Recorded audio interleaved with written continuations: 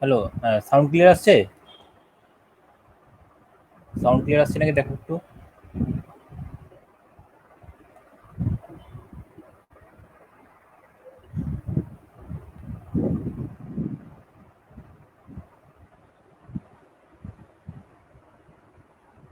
Hello, হ্যাঁ sound clear আসছে?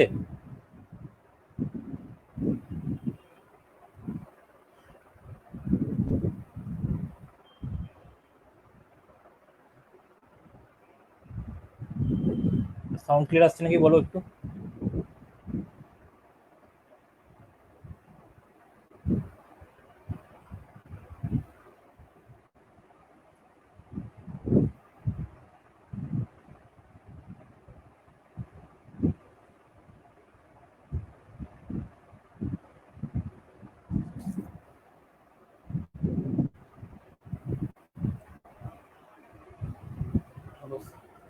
Hello, sound clear আসছে?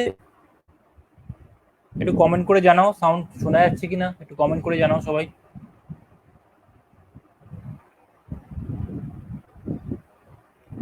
শোনা যাচ্ছে কিনা একটু কমেন্ট করে জানাও।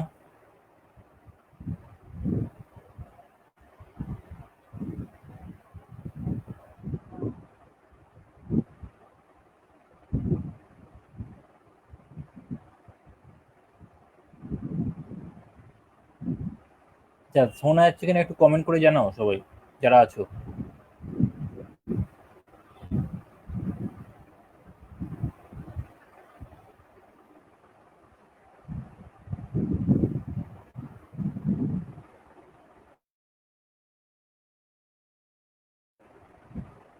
সাউন্ড ক্লিয়ার, ওকে।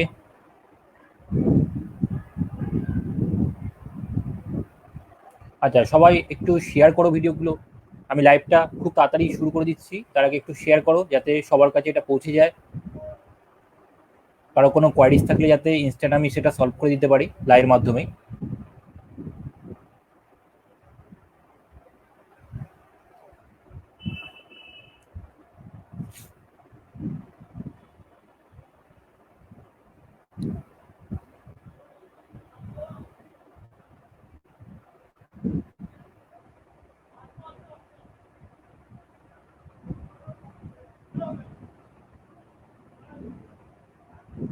আচ্ছা, কারো কোনো প্রবলেম বলো, একটু শেয়ার করো তোমরা লাইভটা।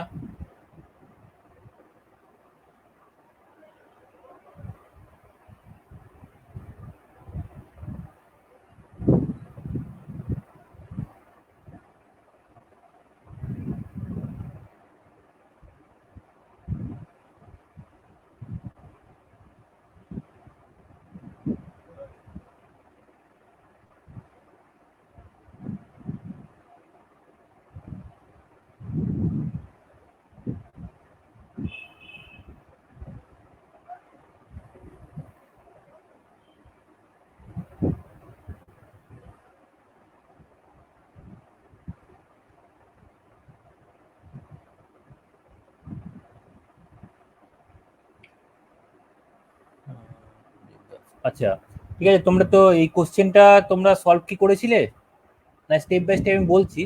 তো কোশ্চেন নাম্বার ওয়ানটা দেখো, স্ক্রিনে অলরেডি দেখতে পাচ্ছ। কোশ্চেন নাম্বার ওয়ানটা কি আছে?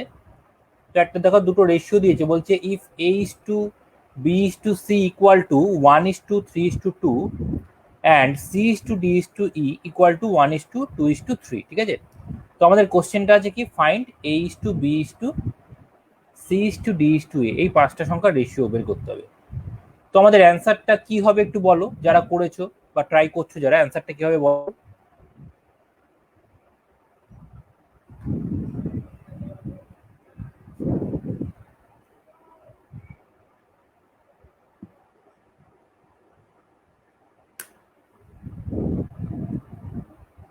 অ্যান্সারটা কি হবে একটু কমেন্ট করে জানাও।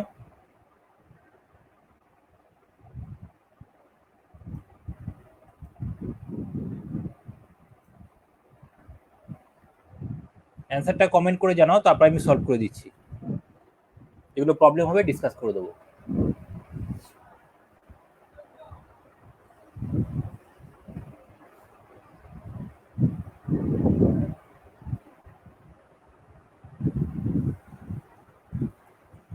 অপশন এ তে অ্যান্সার আছে 1:3:2:2:2:3, অপশন বি তে দেখো 1:3:2:2:4:6। আচ্ছা এইভাবে চারটে অপশন আছে, তো কোন অপশনটা অ্যান্সার হবে? যারা সলভ করছো আমাকে বলো অ্যান্সারটা, আমি তারপরে প্রবলেম হলে আমি সেটা ডিসকাশন করে দিচ্ছি। আমি ওভারঅল সবকটাই ডিসকাশন করব, তবে তোমরা অ্যান্সারটা বলার চেষ্টা করো।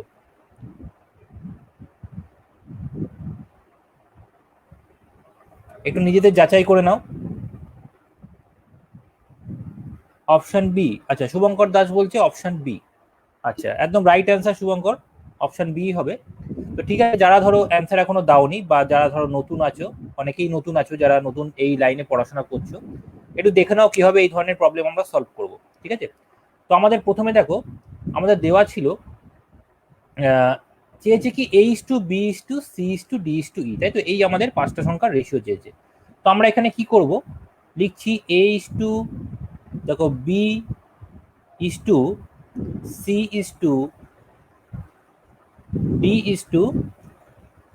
ঠিক আছে? এই পাঁচটা সংখ্যার আমাদের রেশিও বের করতে হবে। আচ্ছা প্রথমে আমাদের কি দেওয়া আছে, প্রথমে দেখো A:B:C এর কিন্তু একটা রেশিও দেওয়া ছিল কোশ্চেনে, ঠিক আছে? আচ্ছা A:B:C রেশিওটা কত দেওয়া আছে আমাদের? 1:3:2। তো আমি লিখে দিলাম 1:3:2। A:B:C যে রেশিওটা দেওয়া ছিল সেটা লিখে দিলাম, ঠিক আছে? আচ্ছা এক্ষেত্রে দেখো, এক্ষেত্রে কিন্তু আমাদের, হ্যাঁ সন্দীপ, এটা অ্যান্সার বি হবে, একদম রাইট অ্যান্সার। আচ্ছা এই ক্ষেত্রে দেখো প্রথম ক্ষেত্রে খালি ABC রেশিও দিয়েছে, কিন্তু ডি আর ইটা কিন্তু দেয়নি, ঠিক আছে? আচ্ছা সেকেন্ড ক্ষেত্রে আমাদের কি দিয়েছে, বলছে C:D:E কত আছে আমাদের? 1:2:3, ঠিক আছে? তাহলে সেকেন্ড ক্ষেত্রে যেটা দিয়েছে আমি সেকেন্ড লাইনে লিখবো, তাহলে CDE কত? 1:, C এর জায়গায় 1, ডি এর জায়গায় কত? ডি এর জায়গায় হচ্ছে 2, আর ই এর জায়গায় কত আছে? 3। এই হলো ব্যাপার। আর সেকেন্ড লাইনে তাহলে বি আর এটার ভ্যালু আমাদের দেওয়া নেই, তাই তো? রেশিওতে বি এবং এটা দেওয়া নেই। আচ্ছা আমরা ক্যালকুলেশনটা কিভাবে করব? আমরা এখানে কয়েকটা ব্ল্যাঙ্ক স্পেস পেলাম। প্রথম লাইনে দেখো ব্ল্যাঙ্ক স্পেসটা কোথায় আছে? ডি এর জায়গায় ব্ল্যাঙ্ক স্পেস আছে, আর এখানে ই এর জায়গায় ব্ল্যাঙ্ক স্পেস আছে। সেকেন্ড লাইনে এ এর জায়গায় ব্ল্যাঙ্ক স্পেস আছে, আর বি এর জায়গায় ব্ল্যাঙ্ক স্পেস আছে। আমরা প্রথমে ব্ল্যাঙ্ক যে স্পেসগুলো আছে সেগুলো আমরা ফিল আপ করবো। কিভাবে ফিল আপ করবো? পাশের সংখ্যা দিয়ে। ফার্স্ট লাইনে ডি আর ই এর জায়গায় ব্ল্যাঙ্ক স্পেস আছে, তার পাশের সংখ্যা হচ্ছে কত? 2। তো আমি সেখানে 2 বসিয়ে ফিল আপ করে দিলাম। তাহলে ডি এর জায়গাতে কত বসাবো? ডি এর জায়গাতে 2 বসাবো, ই এর জায়গাতেও 2 বসাবো, ঠিক আছে? নিচের লাইনে সেকেন্ড লাইনে কি আছে? ব্ল্যাঙ্ক স্পেস রয়েছে এ আর বি এর জায়গায়, তার পাশে কি আছে? সংখ্যাটা 1। তা আমি বি এর জায়গাতেও 1 বসালাম, এ এর জায়গাতেও 1 বসালাম, ঠিক আছে? আচ্ছা এবার আমরা কি করব, সিম্পল ব্যাপার। এ এর নিচে যে নাম্বার দুটো আছে মাল্টিপ্লাই করে দিলে এ এর ভ্যালু আসবে অ্যাকর্ডিং টু রেশিও। বি এর নিচের নাম্বারগুলো মাল্টিপ্লাই করলে বি আসবে, সি এর নিচে গুণ করলে সি আসবে, এভাবে আসবে। তো এর নিচে আমি গুণ করলাম, এ নিচে কত আছে? 1 আর 1, তাহলে 1 × 1 কত আসছে? 1:2। বি এর নিচে কি আছে? 3 আর 1, তা 3 × 1 করলে কত আসছে? 3:2। সি এর নিচে 2 × 1 2, ডি এর নিচে 2 × 2 কত? 4, আর ই এর নিচে 2 × 3 কত? 6। আচ্ছা তাহলে আমাদের A:B:C:D:E কত আসছে রেশিওটা আমাদের? রেশিওটা আসছে আমাদের কত? 1:3:2:4:6, তাই তো? তো এটা কোন অপশনে আছে আমরা দেখতে পাচ্ছি? এটা আসছে অ্যান্সার অপশন বি হবে, ঠিক আছে? ক্লিয়ার ব্যাপারটা? কোনো কনফিউশন থাকলে অবশ্যই বলবে। আচ্ছা কনফিউশন যখন বলবে কোনো কোশ্চেন, আমি পরপর যে কোশ্চেনগুলো সলভ করাবো, তুমি কোশ্চেন কনফিউশন বলার সময় কোশ্চেনের নাম্বারটা অবশ্যই উল্লেখ করে দেবে, ঠিক আছে? তাহলে আমাদের বোঝাতে সুবিধা হবে। আচ্ছা এবার তাহলে আমি যাব নেক্সট কোশ্চেনে, কোশ্চেন নাম্বার 2। তো কোশ্চেন নাম্বার 2 তে যাওয়ার পর তোমাদের আমি 2 মিনিট টাইম দিচ্ছি, বা তোমরা একটু ট্রাই করো, না পারলে আমি করে দেবো, ঠিক আছে? তোমরা ট্রাই করে আমাকে অ্যান্সারটা বলো।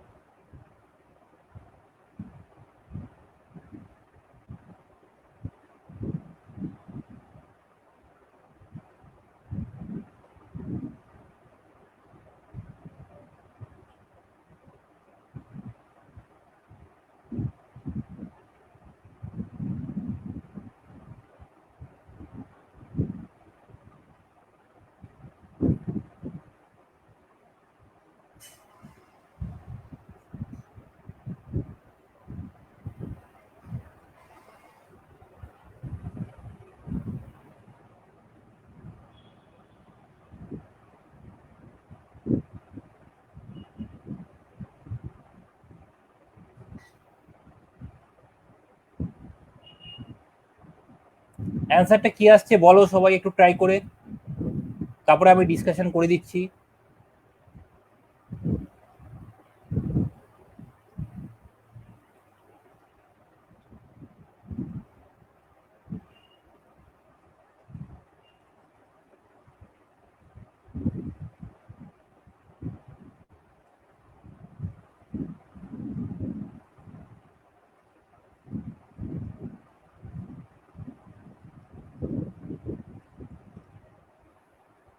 কত আসছে অ্যান্সার?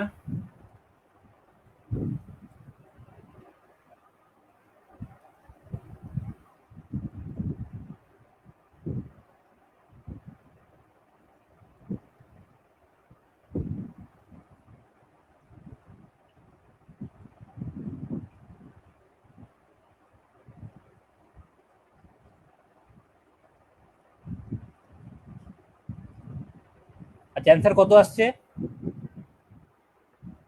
কোশ্চেন নাম্বার 2 অ্যান্সার কত আসছে বলছে find the square root of given expressions. তাহলে একটা এক্সপ্রেশন দেওয়া আছে, তার স্কোয়ার রুট কত হবে? তো এক্সপ্রেশনটা কি আছে দেখো, 0.75 cube divided by 1 minus 0.75 plus, তারপরে দেওয়া আছে 0.75 প্লাস 0.75 স্কোয়ার প্লাস 1। তাহলে এটা অ্যান্সার কত হবে বলো, ট্রাই করো সবাই বলো।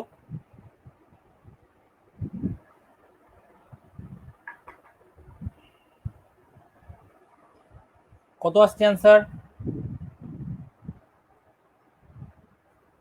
আচ্ছা তাহলে আমি প্রথমে সলভটা করিয়ে দিই, দেখো কি হচ্ছে ব্যাপারটা। তো আমাদের এটা স্কোয়ার রুট চেয়েছে, প্রথমে আমি ক্যালকুলেশনটা করে নিই, তারপরে আমরা স্কোয়ার রুটে যাব, ঠিক আছে। তো ক্যালকুলেশনটা প্রথমে করছি। দেখো কি দেওয়া আছে, বলেছে 0.75, এটা কি দেওয়া আছে, এটার কিউব রয়েছে, ডিভাইড বাই কি আছে, ডিভাইড বাই রয়েছে আমাদের 1 মাইনাস 0.75, ঠিক আছে। আচ্ছা তারপরে কি রয়েছে, প্লাস ব্র্যাকেটের মধ্যে আছে 0.75, তারপরে কি আছে, তারপরে রয়েছে প্লাস 0.75 তার হোল স্কোয়ার, তারপরে আছে কত, প্লাস 1, এবার ব্র্যাকেট ক্লোজ। আচ্ছা আমরা প্রথমে কি করব, আমরা নর্মালি এটাকে প্রথমে এলসিএম করে নেবো, ঠিক আছে। এলসিএম করলে আমাদের এলসিএম কত আসছে, একটা এলসিএম এর জন্য একটা দাগ টানলাম। নিচে কি আছে, নিচে আছে আমাদের 1 মাইনাস 0.75। তাহলে এলসিএম করলে আমাদের এলসিএমটা কত হচ্ছে, হরের এলসিএম। তাহলে এখানে প্রথম রাশিটা হর ছিল আমাদের 1 মাইনাস 0.75, আর দ্বিতীয় রাশিতে হর কিছু নেই, মানে কি আছে, নিচে আমাদের 1 রয়েছে, ঠিক আছে। তো এখানে এলসিএম করার পর নর্মাল যে ফ্র্যাকশন যোগ করার নিয়ম সেই অনুযায়ী করলে 1 মাইনাস 0.75 দিয়ে ভাগ করলে কত, 1 থাকে। 1 দিয়ে আমি উপরের পার্টটা গুণ করছি, কত আসছে, 0.75 তার হোল কিউব যেমন আছে থাকলো, ঠিক আছে, প্লাস। আচ্ছা এবার কি আসছে আমাদের, 1 মাইনাস 0.75 যখন আমি ক্যালকুলেট করছি, তো এখানে কি 1 দিয়ে ডিভাইড করলে হরটাকে 1 মাইনাস 0.75 হয়। এবার 1 মাইনাস 0.75 এই পার্টটার সাথে ডান দিকে থার্ড ব্র্যাকেটের পার্টের সাথে কি হবে, গুণ হয়ে যাবে। তাহলে আসছে কত, 1 মাইনাস 0.75, এটা ফার্স্ট ব্র্যাকেটের মধ্যে থাকছে।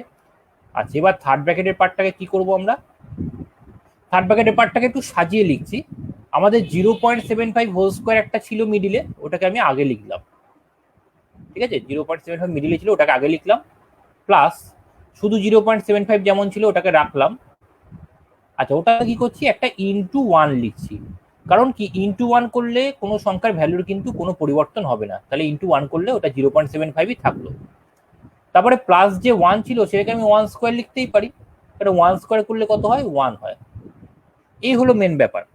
তাহলে দেখো আমাদের বাদিকের পার্টটা একটা কিন্তু ফর্মুলায় পড়ছে, বাদিকের পার্টটা একটা ফর্মুলায় আসছে, কি ফর্মুলা, 1টাকে যদি আমি এ ধরি আর 0.75টাকে যদি বি ধরি, তাহলে এটা 1 মাইনাস 0.75 মানে এ মাইনাস বি, মানে এটাকে আমি এ ধরেছি, এটাকে এ ধরেছি আর এই পার্টটাকে বি ধরেছি, তাহলে এ মাইনাস বি।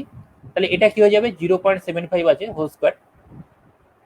আচ্ছা তাহলে একটা এটা বি ধরেছি, তাহলে বি স্কোয়ার হলো, আর এটা ধরো এ ইন্টু বি হলো, এটা কত, এ স্কোয়ার, ঠিক আছে। তার মানে কি হচ্ছে, আমাদের ফর্মুলাটা কি আসছে, এ minus B into A square plus A B plus B square, এরকম ব্যাপার। তাহলে এ minus B into A square plus A B plus B square মানে কি হবে আমাদের, এ কিউব মাইনাস বি কিউব। তা আমাদের উপরের পার্টটা কি হচ্ছে ক্যালকুলেশন করলে, উপরের পার্টটা প্রথমে একটা আমাদের 0.75 কিন্তু অলরেডি আমাদের ছিল, তাই তো? 0.75 এর কিউব যেটা ছিল সেটা কিন্তু অলরেডি ছিল প্রথমে, ওটা দেখে দিলাম। আচ্ছা, পরের পার্টটা কি হচ্ছে এ কিউব মাইনাস বি কিউব। এ কিউব বলতে এখানে 1 কিউব, মাইনাস বি কিউব বলতে কত, বি এর জায়গায় কত ধরেছিলাম 0.75, তাহলে বি কিউ এর জায়গায় 0.75 এর হোল কিউব হলো, ঠিক আছে।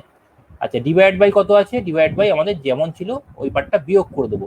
1 থেকে 0.75 বাদ গেলে কত আসছে আমাদের 0.25। আচ্ছা, এবার দেখো এখানে আমাদের ওপরের পার্টটা কিন্তু ওই 0.75 কিউব, এখানে 0.75 কিউব মাইনাসে আছে, কেটে গেল। কেটে গেলে উপরে কত থাকছে, কেটে গেলে উপরে 1 কিউব মানে থাকছে হচ্ছে 1 ডিভাইড বাই, আচ্ছা এখানে যদি তুমি পয়েন্টটাকে তুলে দাও, পয়েন্টটা তুলে দিলে হচ্ছে 25/100 হয়, তাই তো? পয়েন্টটা তুলে দিলে হচ্ছে 25/100, তাহলে 25 দিয়ে 100 কে কাটলে কত, নিচে আসছে 4 আর উপরে থাকছে 1। তো যখন আমি এটাকে ক্যালকুলেট করব 1/4টা উল্টে যাবে, কারণ 1/1/4 আছে, তো উল্টে গেলে কত আসছে আমাদের 4 আসছে। এটা আমাদের 4 আসলো, কিন্তু 4টা কি অ্যান্সার? অ্যান্সার না, কারণ আমাদের যে সংখ্যাটা দিয়েছিল সেই সংখ্যাটা আমি ক্যালকুলেট করলাম 4 আসলো, কিন্তু আমাদের উত্তর কি চেয়েছে, বলছে find the square root of the given expression. তাহলে এক্সপ্রেশন যেটা দেওয়া আছে সেটাকে স্কোয়ার রুট করতে হবে, তাহলে এক্সপ্রেশনের ভ্যালু এসছে 4, সেটাকে আমাদের স্কোয়ার রুট করতে হবে। 4 কে স্কোয়ার রুট করলে আমাদের অ্যান্সার কত আসছে, 4 কে স্কোয়ার রুট করলে অ্যান্সার আসছে 2, ঠিক আছে। তাহলে অ্যান্সার হচ্ছে আমাদের কি অপশন বি। আচ্ছা দেখো, আমি এই ক্যালকুলেশনটা একটু ভেঙে ভেঙে দেখালাম, এটা কিন্তু মেন্টালিও করা যায় যদি তুমি ফর্মুলাটা পুরো মাথায় থাকে, ঠিক আছে, মেন্টালিও করতে পারবে, পুরোটাই প্র্যাকটিসের উপর ডিপেন্ড করছে। ক্লিয়ার ব্যাপারটা? আচ্ছা, এবার তো আমি চলে যাব নেক্সট কোশ্চেনে, কোশ্চেন নাম্বার 3। কোশ্চেন নাম্বার 3 তে যাওয়ার পর আমি তোমাদের মোটামুটি 1 থেকে 1.5 মিনিট টাইম দেবো, তোমরা একটু ট্রাই করবে, প্রবলেম হলে তখন আমি আবার ডিসকাশন করে দিচ্ছি। তার মধ্যে যারা অ্যান্সার বলতে পারো বলবে, না বলতে পারলেও আমি ডিসকাশন করে দেবো, কোনো সমস্যা নেই। ট্রাই করো, ট্রাই করলে একটু তোমাদের কনসেপ্টগুলো আরো ক্লিয়ার হবে। তো যাচ্ছি আমি কোশ্চেন নাম্বার 3 তে।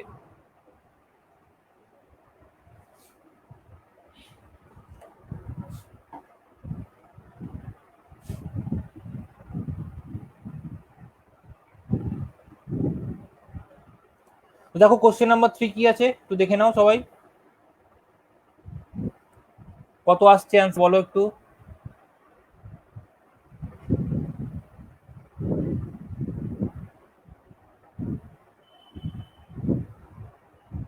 অ্যান্সার কত আসছে বলো।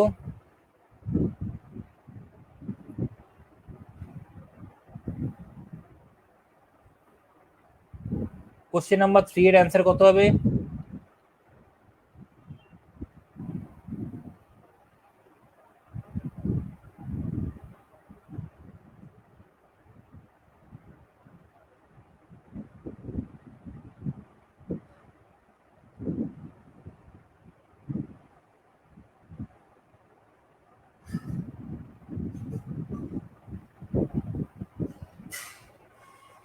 কোশ্চেন নাম্বার 3 এর অ্যান্সার কত হচ্ছে কেউ বলতে পারবে?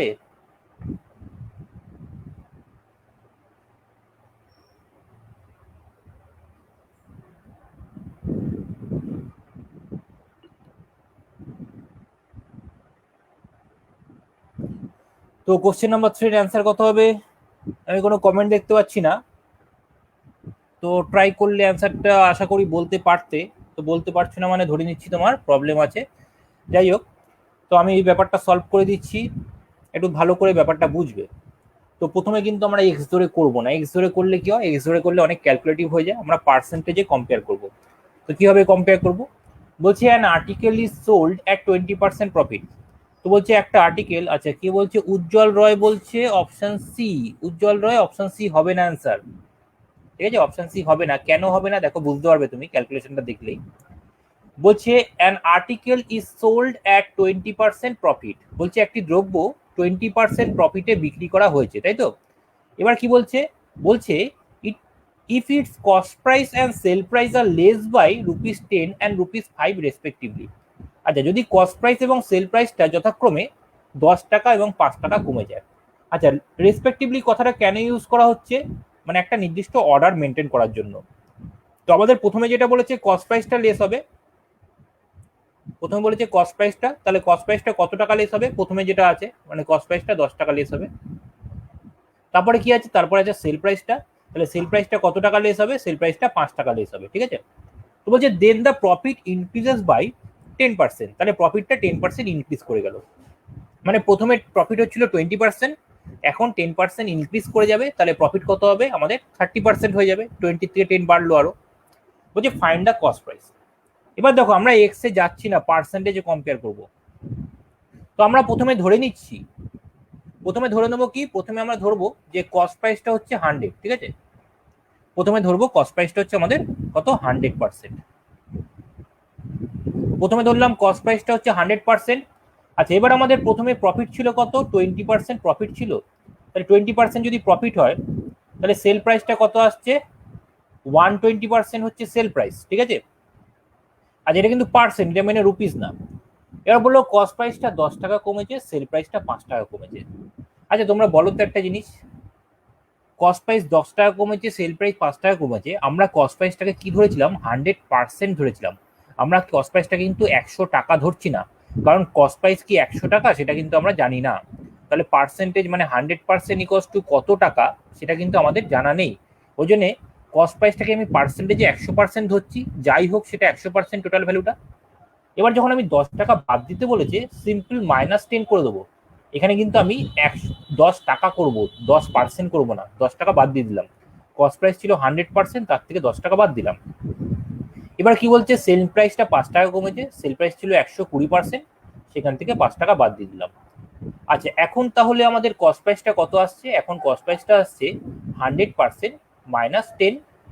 আর এখন সেলিং প্রাইসটা কত আসছে, সেলিং প্রাইসটা আসছে 120% -5, ঠিক আছে। এই হলো আমাদের কস্ট প্রাইস আর সেল প্রাইসের ব্যাপারটা। এখন এবার কোশ্চেনে বলেছিল যে এই চেঞ্জেসটা হওয়ার ফলে আমাদের প্রফিটটা 10% বাড়ছে। তো আগে প্রফিট কত হচ্ছিল আমাদের, আগে প্রফিট হচ্ছিল কিন্তু 20%, এখন আরো 10% বেশি প্রফিট হবে। তাহলে এখন যদি আরো 10% বেশি প্রফিট হয়, তাহলে আমাদের এখন প্রফিটটা কত হচ্ছে, প্রফিটটা হচ্ছে 30%। আচ্ছা, এখনকার যে প্রফিটটা হচ্ছে সেটা এখনকার সেলিং কস্ট প্রাইসের উপর বেস করে হচ্ছে, তাই তো। তো এখনকার কস্ট প্রাইস হচ্ছে আমাদের 100% -10, তার উপর 30% প্রফিট।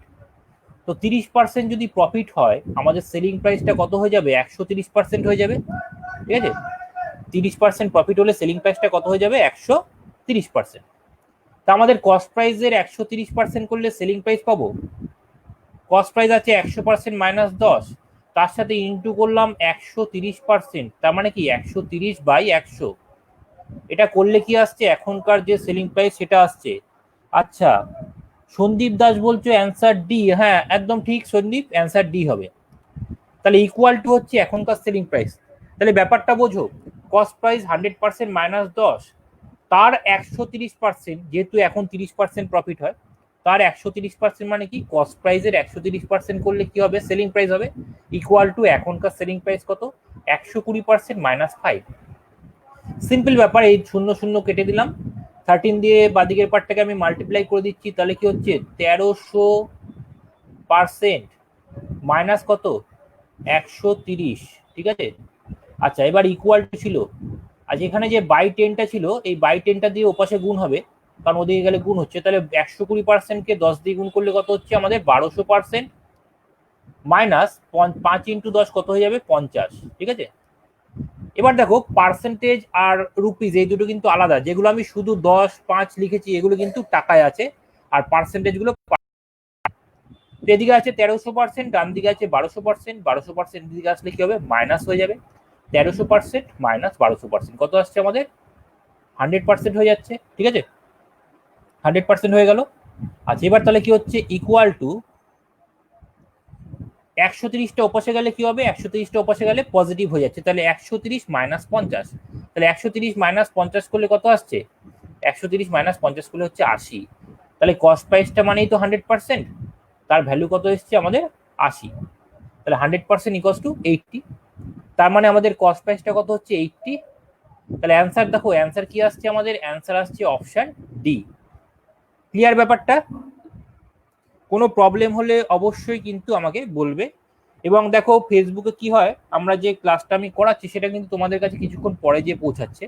তো তোমার যখনই যেখানে কনফিউশন হবে, অবশ্যই কোশ্চেন নাম্বারটা উল্লেখ করে আমাকে বলবে, তাহলে আমি ব্যাকে এসে ব্যাপারটা বলে দেবো, ঠিক আছে? এই হলো আমাদের কোশ্চেন নাম্বার 3। এবার আমরা যাব কোশ্চেন নাম্বার 4। তো দেখি কোশ্চেন নাম্বার 4-এ কি আছে।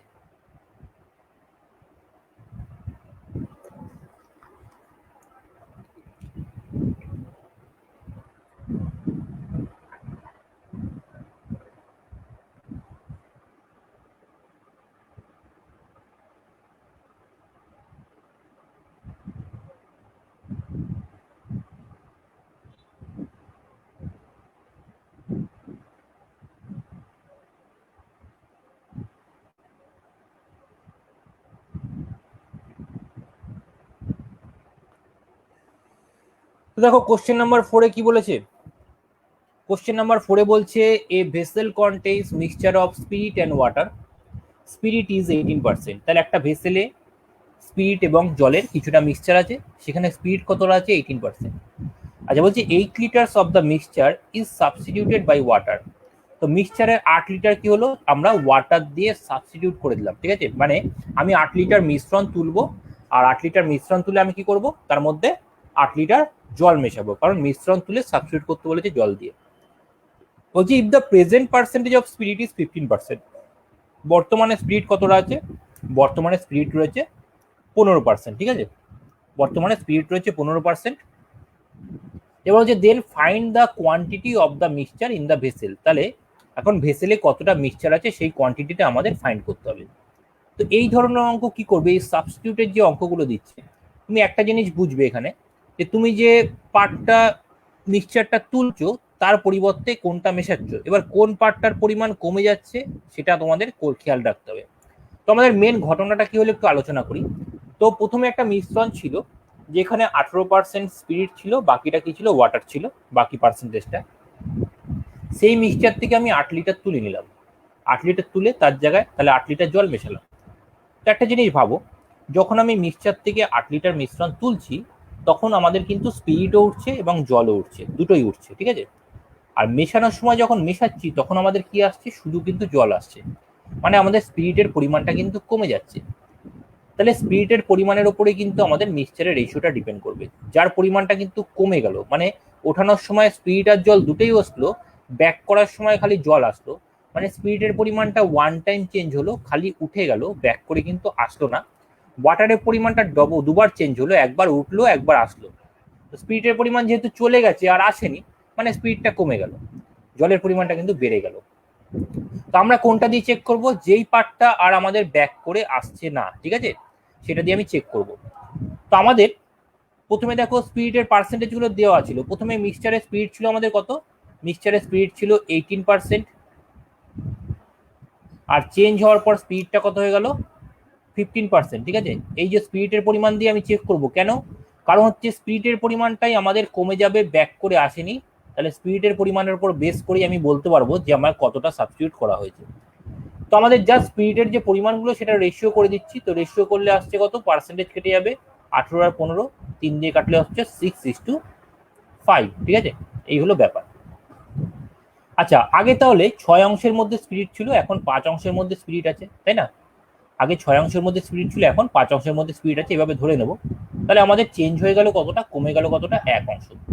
মানে 1 অংশের মধ্যে থেকে স্পিরিটটা চলে গেছে। 1 অংশের মধ্যে থেকে স্পিরিটটা গেছে, মানে সেই জায়গাটায় আমরা কি করেছি? সাবস্টিটিউট করেছি। তাহলে 1 অংশ এখানে মানে কত বোঝাচ্ছে? সাবস্টিটিউট কতটা করেছিলাম, দেখো সাবস্টিটিউট কতটা করেছিল বলে দিয়েছে এখানে, না? কোশ্চেনে কিন্তু বলা আছে সাবস্টিটিউট কতটা করা হয়েছে। সাবস্টিটিউট করা হয়েছে 8 লিটার। তাহলে 1 অংশ মানে আমি ধরে নেবো কি? যেই পার্টটা সাবস্টিটিউট করা হয়েছে, মানে যেই অংশে এখন স্পিরিটটা নেই সেটাই তো চলে গেছে। আচ্ছা, 1 অংশ মানে আমি ধরে নিচ্ছি কত? 8 লিটার। তাহলে টোটাল মিক্সচারটা কত? টোটাল মিক্সচার 6 অংশ। তাহলে 1 অংশ যদি 8 লিটার হয় তাহলে 6 অংশ কত হবে? 48 লিটার, ঠিক আছে? তাহলে আমাদের বলেছে find the quantity of the mixture in the vessel, মানে ভেসেলের মধ্যে কতটা মিক্সচার আছে। তাহলে মিক্সচার কতটা আছে ভেসেলে? 48 লিটার। তাহলে আমাদের অ্যান্সার হচ্ছে কত? 48 লিটার। তাহলে এই প্যাটার্নে যদি ক্যালকুলেট করো তোমরা, যে কোনো সাবস্টিটিউটের অঙ্ক, যে কোনো অঙ্ক এই এক লাইনে নেমে যাবে, পুরো ব্যাপারটা রেশিও দিয়ে এক লাইনে নেমে যাবে, ঠিক আছে? একদম ইজি ব্যাপার। আচ্ছা, অনেকের কনফিউশন হতে পারে যে স্যার এইভাবে তো আমি বুঝতে পারছি না, আপনি শর্টে কি করলেন? আমি খালি ধরলাম যেই পার্টটা উঠে যাচ্ছে আর ব্যাক করে আসছে না সেই সংখ্যাটা রেশিও কম্পেয়ার করবো আমি। 18, 15, 6:5, আগে 6 অংশের মধ্যে স্পিরিট ছিল, এখন 5 অংশের মধ্যে আছে, মানে 1 অংশের মধ্যে চেঞ্জ হয়ে গেছে। 1 অংশের মধ্যে চেঞ্জ মানে কত লিটার চেঞ্জ? 8 লিটার চেঞ্জ, তাই তো? তাহলে 1 অংশ মানে 8 লিটার, আর তাহলে তোমার 1 অংশ যদি 8 লিটার হয় তাহলে 6 অংশ ছিল টোটালটা, 6 অংশ মানে কত? 48 লিটার। এই হলো আমাদের অ্যান্সার। আশা করি ব্যাপারটা ক্লিয়ার হয়েছে। আচ্ছা, এবার তুমি যদি এটা বুঝতে এই প্যাটার্ন অসুবিধা হয়, আমি আরেকটা ব্যাপার বলে দিচ্ছি, আরেকটা ব্যাপার একটু আলোচনা করে দিই। দেখো, তোমরা কি করবে? অ্যালিগেশন দিয়ে অনেকে করে, তাই তো? অ্যালিগেশন দিয়ে কিভাবে করবে অনেকের কনফিউশন থাকে। অ্যালিগেশন দিয়ে যদি বলি কি হচ্ছে, দেখো ব্যাপারটা, ধরো একটা মিক্সচার রয়েছে, এখানে ঘটনাটা কি হচ্ছে, একটা মিক্সচার রয়েছে, সেই মিক্সচার থেকে কি হচ্ছে, দুটো পার্ট হচ্ছে। একটা পার্ট তুলে নিয়ে তার জায়গায় আমরা জল মেশাচ্ছি, আর একটা পার্ট কিন্তু আমরা ফিক্সড দিচ্ছি, মানে দুটো পার্ট, একটা হচ্ছে ফিক্সড, একটা ফিক্সড পার্ট, আর একটা সাবস্টিটিউট পার্ট, মানে যেই পার্টটা থেকে আমি কিছুটা মিক্সচার তুলে নিলাম, যেই পার্টে আমি কি করলাম, কিছুটা মিক্সচার তুলে নিচ্ছি, আর মিক্সচার তুলে নিয়ে তার পরিবর্তে কি আনছি আমরা? তার পরিবর্তে আমরা ওয়াটার আনছি। ঠিক আছে, এই হলো মেন ব্যাপার। তো প্রথম অবস্থায় আমাদের মিক্সচারে কি ছিল? স্পিরিটটা ছিল 18%। মিক্সচারের স্পিরিটটা ছিল 18%।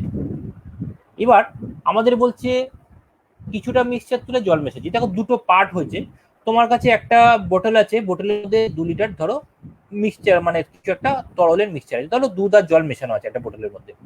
এবার এই 2 লিটারের বোতলের দুধ আর জলের মিশ্রণটাকে তুমি কি করলে? দুটো পার্ট করে দিলে, ঠিক আছে? মানে একটা 1 লিটার 1 লিটার ভেঙে দিলে। তো যখন তুমি 1 লিটার 1 লিটার আলাদা করছো, তোমার কিন্তু রেশিওর কোনো পরিবর্তন হবে না, মানে মিল্ক এবং ওয়াটার যে অনুপাতে আছে সেই অনুপাতে থাকছে। তুমি নর্মালি একটা শরবত গুলে হাফ গ্লাস তোমার ভাইকে দিলে, তুমি হাফ গ্লাস খেলে, দুটো তো একই রকম টেস্ট হবে মিষ্টিটা। এবার ভাইকে তুমি যে গ্লাসটায় দিলে, সেই গ্লাসটায় ভাই কি করলে? একটু জল ঢেলে দিল। যেই ভাই ওই গ্লাসে জল ঢালবে, ওটা কিন্তু মিষ্টতা ব্যাপারটা একটু কমে যাবে। তা আমি অ্যাকচুয়ালি ক্লাস উজ্জ্বল, আমি ক্লাসটা অনেক দিন পরে করাচ্ছি, মাঝখানে আমার অনেক দিন ফ্যামিলি অনেক সমস্যা ছিল, বাবা মারা গেছিল, তো আমি প্রায় 1 মাস পরে লাইভে আসলাম এখান থেকে। যাই হোক, দেখো, তো আমি ডিটেলস আলোচনা করছিলাম, যেটা তুমি ধরো তোমার ভাইকে যে পার্টটা দিলে, সেখানে তোমার ভাই জল মিশিয়ে দিল, তাহলে কি জলের পরিমাণটা কি, মিষ্টিটা একটু কমে যাবে। ঠিক আছে, মানে আমি যখন যেই পার্টটায় বাইরে থেকে কিছু মেশাচ্ছি, সেটাই কিন্তু আমাদের টেস্ট চেঞ্জ হচ্ছে। আমি যেটায় বাইরে থেকে কিছু মেশাচ্ছি না, সেখানে কিন্তু কোনো পরিবর্তন হবে না, কোনো পার্সেন্টেজের পরিবর্তনও হবে না, কোনো রেশিওর পরিবর্তনও হবে না। তো আমাদের দেখো এই পার্টটা, প্রথম যে পার্টটা ছিল সেটা কিন্তু ফিক্সড ছিল। তো আমাদের মিক্সচারে যেহেতু 18% স্পিরিট আছে, এই ফিক্সড পার্টটাও কিন্তু 18%ই স্পিরিট আছে। ঠিক আছে, এবার আমি কি হবে অ্যালিগেশনের ক্ষেত্রে, যে কোনো একটা পার্ট ধরে আমরা রেশিও করব, হয় স্পিরিট দিয়ে করব অথবা জল দিয়ে, কারণ এখানে দুরকম কোয়ান্টিটি কিন্তু মেশানো আছে। তো আমরা কি করলাম? প্রথমে ফিক্সড পার্টটায় 18% স্পিরিটই আছে। আচ্ছা, সেকেন্ড পার্টটা কি হচ্ছে দেখো, সেকেন্ড পার্টটায় আমাদের মিক্সচার তুললাম, যখন মিক্সচারটা তুললাম তার মধ্যে কিন্তু আমাদের স্পিরিট ছিল কত? মিক্সচার যখন তুললাম তার মধ্যে স্পিরিট ছিল কিন্তু আমাদের 18%। যখন মেশালাম তখন কিন্তু আর স্পিরিট আসলো না, যখন মেশালাম তখন কি আসলো? তখন জল আসলো। তার মানে কিন্তু এখানে আর কিন্তু স্পিরিট নেই, এখানে জল আছে খালি। তাহলে স্পিরিটের পার্সেন্টেজটা কি হবে? 0 হয়ে যাবে। ঠিক আছে, এবার এই দুটো মেশানোর পরে যে নিউ মিক্সচারটা তৈরি হলো, প্রথমে তো আমাদের 18% ছিল, নিউ মিক্সচার যেখানে তৈরি হলো, সেই নিউ মিক্সচারের স্পিরিট কত আছে? 15%। তো এখন নতুন করে আবার মিক্স হয়ে একটা নতুন মিক্সচার তৈরি হচ্ছে, সেটার স্পিরিট কত আছে? 15%। তাহলে মাঝখানে লিখলাম 15। অ্যালিগেশন প্রসিডিওর যদি করি আমরা, এরকম কোনাকুনি ডিফারেন্স করতে হবে। 18 আর 15 ডিফারেন্স করলে কত আসছে? 3 আসছে। আর 15 আর 0 এই যে ডিফারেন্স করলে কত আসছে আমাদের? 15 আসছে। ঠিক আছে, এবার দেখো আমি যদি রেশিওটা কম্পেয়ার করি, কত আসছে? এখান থেকে 3 দিয়ে কাটলে 5:1। এবার একটু ব্যাপারটা বোঝো, দেখো আগের অঙ্কটার সাথে রিলেট করতে পারছো কিনা। টোটাল মিক্সচারের মধ্যে দুটো পার্ট, 5 অংশ ফিক্সড আছে, 1 অংশ আমাদের পরিবর্তন করা হয়েছে। তাহলে টোটাল মিক্সচারটা কত ছিল? 6 অংশ ছিল। তো 5 অংশ ফিক্সড আছে, 1 অংশের মধ্যে পরিবর্তন হয়েছে, তাহলে টোটালটা কত? 6 অংশ। দেখো মিলছে নাকি? 6 অংশ টোটালটা, 5 অংশ ফিক্সড, 1 অংশের মধ্যে কি কমে গেছে, চেঞ্জ হয়েছে। ঠিক আছে, আচ্ছা, চেঞ্জ হয়েছে যেই পার্টটা, সেই পার্টটায় কত লিটার চেঞ্জ হয়েছে? 8 লিটার, তাই না? তাহলে 1 অংশ মানে হচ্ছে 8 লিটার। আর যদি তুমি মনে করো 5 অংশটা বের করবে, মানে কতটা ফিক্সড আছে, মানে যেই পার্টটার কোনো পরিবর্তন করেনি, সেটা কত হবে? 5 8 40 লিটার।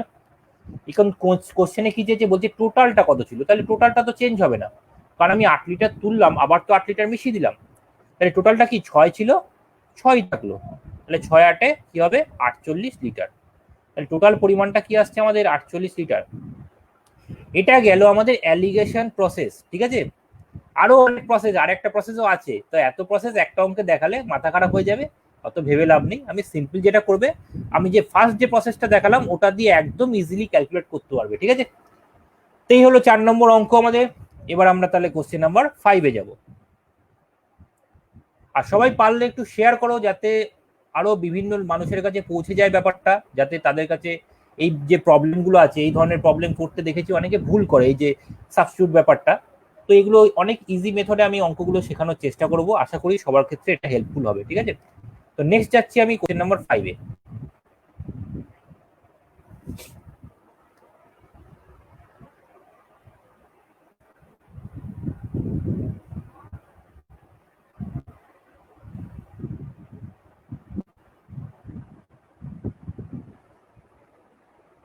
দেখো কোশ্চেন নাম্বার 5টা কি আছে, একটু ট্রাই করো সবাই।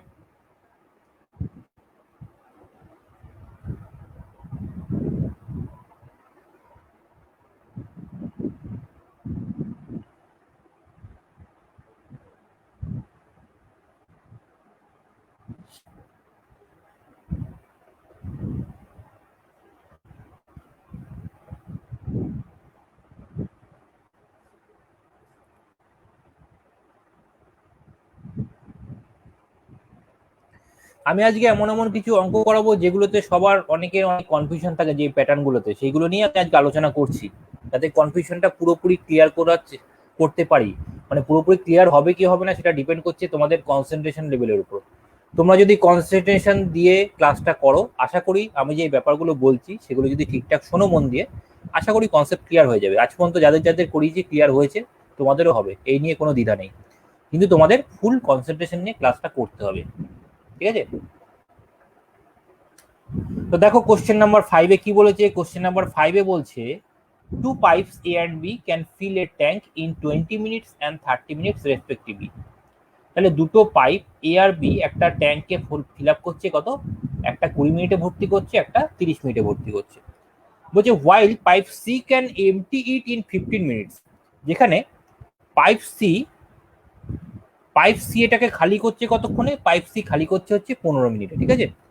তো বলছে if A B C be kept open successively for 1 minute each, যদি এ বি সি তিনটে পাইপ সাকসেসিভলি মানে পর্যায়ক্রমে 1 মিনিট করে খোলা থাকে, মানে ধরো এ পাইপটা 1 মিনিট চললো, তারপরে আবার বন্ধ হয়ে গেল, আবার বি পাইপটা 1 মিনিট চললো, আবার বন্ধ হয়ে গেল, সি পাইপটা 1 মিনিট চললো, বন্ধ হয়ে গেল, আবার এ আসলো, এইভাবে রিপিট হলে 1 মিনিট করে চললে দ্য ট্যাঙ্ক ফিল্ড ইন, মানে ট্যাঙ্কটা কতক্ষণে ভর্তি হবে। এই হলো আমাদের মেন ব্যাপার, ঠিক আছে। তো আমরা কি করব, কিছু পজিটিভ কিছু নেগেটিভ, এই সাকসেসিভলি এই ব্যাপারগুলো কিন্তু অনেকের দেখেছি অনেক সমস্যা হয়, তো আমরা কিভাবে সলভ করবো একটু দেখে নিই। তো প্রথমে দেখো আমাদের বলেছে একটা পাইপ এ আছে, এবার পাইপ এটা কি করছে, পাইপ এটা যেহেতু ভর্তি করছে, আমি ব্র্যাকেটে লিখলাম প্লাস যেহেতু বোঝার জন্য, কতক্ষণে ভর্তি করছে পাইপ এটাকে, ভর্তি করছে 20 মিনিটে একটা ট্যাঙ্ক ভর্তি করছে, ঠিক আছে। আচ্ছা তারপরে কি হবে, আছে পাইপ বি, পাইপ বিটা কি করছে, পাইপ বিটাও ভর্তি করছে বলে ব্র্যাকেটে প্লাস, জাস্ট আমাদের বোঝার জন্য, কতক্ষণে ভর্তি করছে, 30 মিনিটে ভর্তি করছে। আচ্ছা সায়ন মিত্র, অ্যান্সার সি। আচ্ছা হ্যাঁ একদম সায়ন, রাইট অ্যান্সার। আচ্ছা এবার আসছি আমাদের পাইপ সি, পাইপ সিটা কি করছে, পাইপ সিটা খালি করছে, কতক্ষণে খালি করছে, পাইপ সিটা খালি করছে 15 মিনিটে, ঠিক আছে। আচ্ছা এবার আমরা কি করব, এই পুরো পার্টটার এলসিএম করে দেবো, এই যে পুরো পার্টটা এসছে এই পুরো পার্টটার এলসিএম করে দেবো। এলসিএম করলে কত আসছে, 60 আসছে। তা আমরা ধরে নেব টোটাল, ধরো আমাদের ট্যাঙ্কে যে জলটা ভর্তি করতে হবে সেই জলের আয়তনটা আমি কি ধরে নেবো, এলসিএম করে যেটা আসছে সেটা হচ্ছে আয়তন ধরে নিলাম, একটা ট্যাঙ্কের মধ্যে 60 লিটার জল ধরে, ঠিক আছে। এটা আমরা জাস্ট ধরে নিচ্ছি বোঝার সুবিধার জন্য। এবার আমরা কি করব, তাদের কাজের পরিমাণ ইউনিটে বের করবো, মানে 1 মিনিটে কতটা কাজ করে, যেহেতু ইউনিটটা 1 মিনিটে আছে, তা আমরা ধরে নিলাম 1 মিনিটে কতটা কাজ করে, এটা আমরা বের করবো টোটাল টাইম থেকে, ঠিক আছে। তো আমাদের দেখো পাইপ যে এ ছিল, পাইপ এটা আমাদের 20 মিনিটে কিন্তু পুরোটা ভর্তি করছিল। পুরোটা বলতে এখানে আমাদের ক্যাপাসিটি কত এসছে, আমরা যে লসও করেছি সেটাই ক্যাপাসিটি নিয়ে গেছে। তাহলে ক্যাপাসিটি কত এসছে 60, মানে আমি ধরে নিলাম ট্যাঙ্কের মধ্যে 60 লিটার জল ধরে। তাহলে পাইপ এ 20 মিনিটে ভর্তি করছে কত লিটার, 60 লিটার ভর্তি করছে। তো 20 মিনিটে যদি 60 লিটার ভর্তি করে, 1 মিনিটে কত লিটার ভর্তি করে, একদম সিম্পল ভাবে ব্যাপারটা বলবো। 20 মিনিটে 60 লিটার, 1 মিনিটে কত, 20 দিয়ে ভাগ করছে, মানে 1 মিনিটে হচ্ছে 3 লিটার। তাহলে পাইপ এটা 1 মিনিটে কতটা জল ভর্তি করে, জাস্ট বোঝার জন্য আমি এল দিচ্ছি, তাহলে লিটার ফিটার দিচ্ছি দেয়নি, জাস্ট আমি বোঝার জন্য লিটার লিখছি। 1 মিনিটে ভর্তি করে 3 লিটার। পাইপ বি 30 মিনিটে ভর্তি করছে কতটা, পাইপ বি 30 মিনিটে ভর্তি করছে 60 লিটার, 1 মিনিটে কত হবে, 30 দিয়ে ভাগ করলে 2 লিটার। পাইপ সি 15 মিনিটে খালি করে 60 লিটার, 1 মিনিটে খালি করে কত, 1 মিনিটে খালি করছে হচ্ছে 4 লিটার। এই হলো আমাদের মেন ব্যাপার, ঠিক আছে। এবার দেখো ঘটনাটা এখানে কি হচ্ছে, তিনটে পাইপকে সাকসেসিভলি চালাচ্ছে, মানে পর্যায়ক্রমে চালাচ্ছে, ঠিক আছে। তো পর্যায়ক্রমে যদি চালায়, প্রথমে কোন পাইপটা চালাবো আমরা জানি না।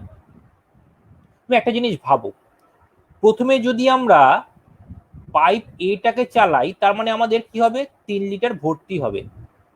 তারপরে যদি পাইপ বিটাকে চালাই তাহলে 2 লিটার ভর্তি হবে। তারপরে পাইপ সিটাকে চালালে, সরি এখানে ভর্তি হবে, 1 মিনিট,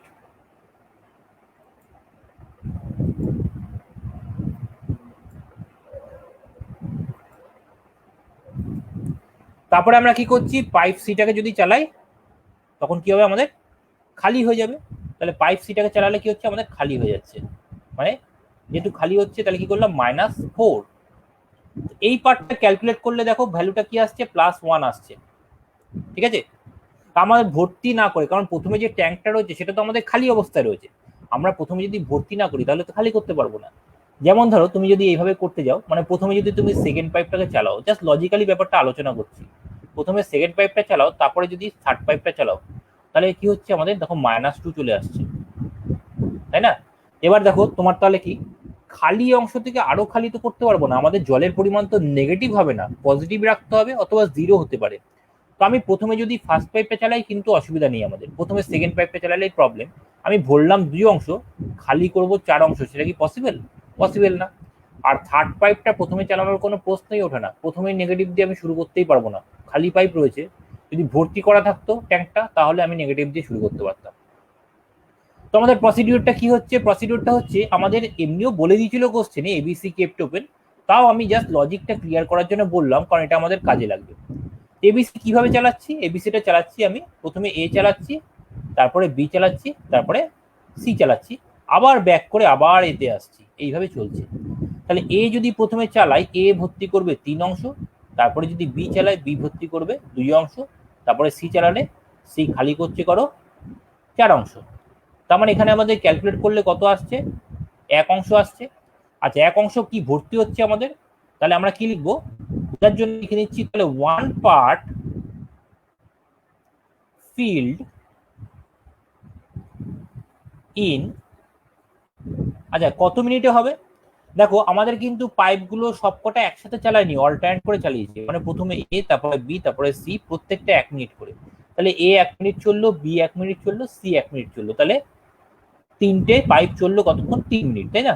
তা 3 মিনিটে আমাদের ভর্তি হলো কতটা, 3 মিনিটে ভর্তি হয়েছে কিন্তু আমাদের কতটা, 3 মিনিটে ভর্তি হয়েছে কতটা, 1 অংশ ভর্তি হয়েছে। এবার অনেকে ধরো দুম করে এখানে ভুল করে দিল, 3 মিনিটে 1 অংশ, 60 অংশ তাহলে কত মিনিটে, 60 গুণ 3 180, তাহলে অ্যান্সার কত, অপশানে পুরো ভুল। এই খালি করার ব্যাপারটা যখনই আসছে আমাদের কিন্তু একটু ব্যাক ক্যালকুলেশন করতে হবে, ঠিক আছে। ব্যাক ক্যালকুলেশনটা আমরা কিভাবে করব সেটাই আমাদের মেইন বিষয়। তো আমরা কি করব, দেখো এই যে ব্যাপারটা প্রথমে যে আমি আলোচনা করছিলাম কিভাবে ক্যালকুলেশনটা হচ্ছে, তো ব্যাক ক্যালকুলেশন যখন আমরা করব, ব্যাক ক্যালকুলেশনটা আগে করব, তারপরে বাকিটা হিসাব করব।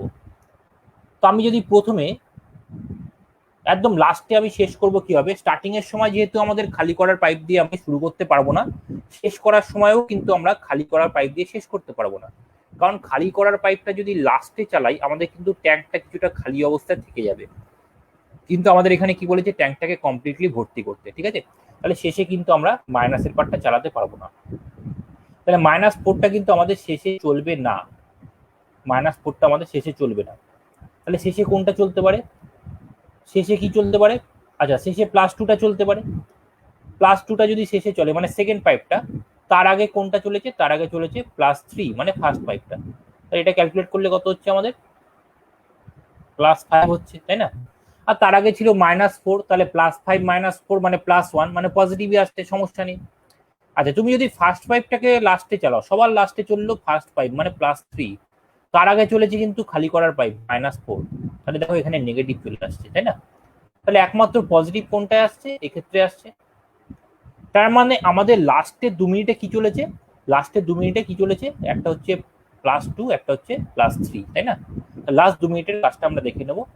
সবার লাস্টে চলেছে হচ্ছে +2, তার আগে চলেছে +3, মানে সবার লাস্টে চলেছে বি পাইপটা, যেটা 1 মিনিটে ভর্তি করছে কত? 2 অংশ। তার আগে চলেছে এ পাইপটা, যেটা 1 মিনিটে ভর্তি করছে 3 অংশ। তার আগে কি? সি হবে, কারণ এ বি সি, তারপরে তো এ বি। তো ব্যাকে গেলে B A C B A C B A, এভাবে যাচ্ছি। তাহলে 3 আর 2 কত হচ্ছে? 3 আর 2 হচ্ছে 5 অংশ। তাহলে এই 5 অংশ আমাদের ভর্তি হচ্ছে কতক্ষণে?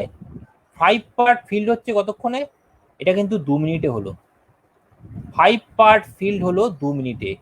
এই হলো 5 পার্ট মানে লাস্ট 2 মিনিটে, ঠিক আছে?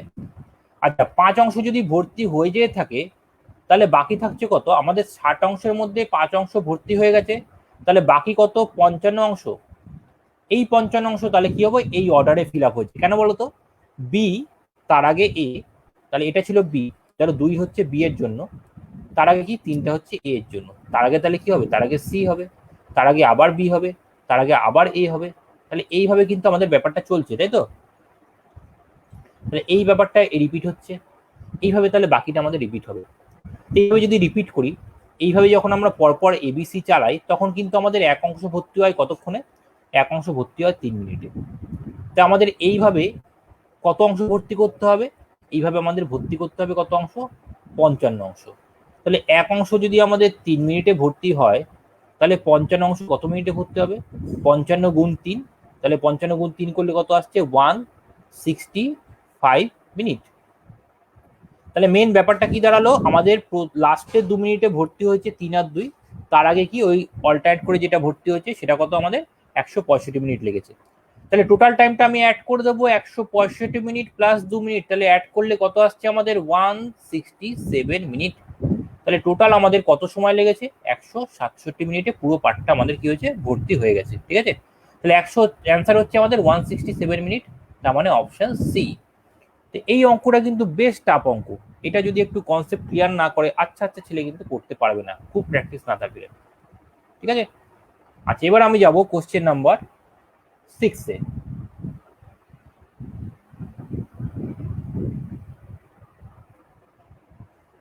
তো দেখো কোশ্চেন নাম্বার 6-এ কি আছে। তোমরা একটু অ্যান্সার গুলো বলো, কোনো অসুবিধা হলে আমাকে বলতে পারো।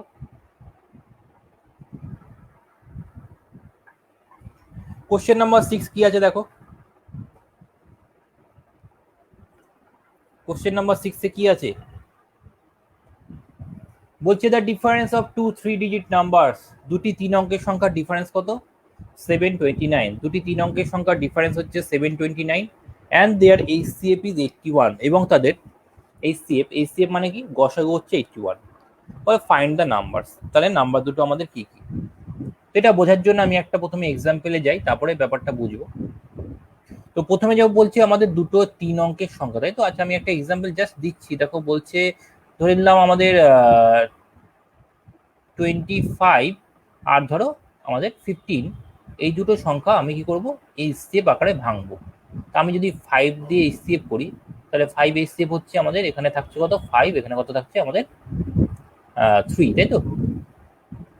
তো আমরা যদি এটাকে এখানে যেহেতু ডিফারেন্স দিয়েছি, আমি ডিফারেন্স দিয়ে ব্যাপারটা আলোচনা করছি। এমনি নর্মালি এইচসিএফ কত? এইচসিএফ হচ্ছে আমাদের গসাগু, কমন হাইয়েস্ট কমন ফ্যাক্টর, সেটা কত আছে? 5, ঠিক আছে? আচ্ছা, ডিফারেন্সটা কত আমাদের আনবো? ডিফারেন্সটা কত আসছে?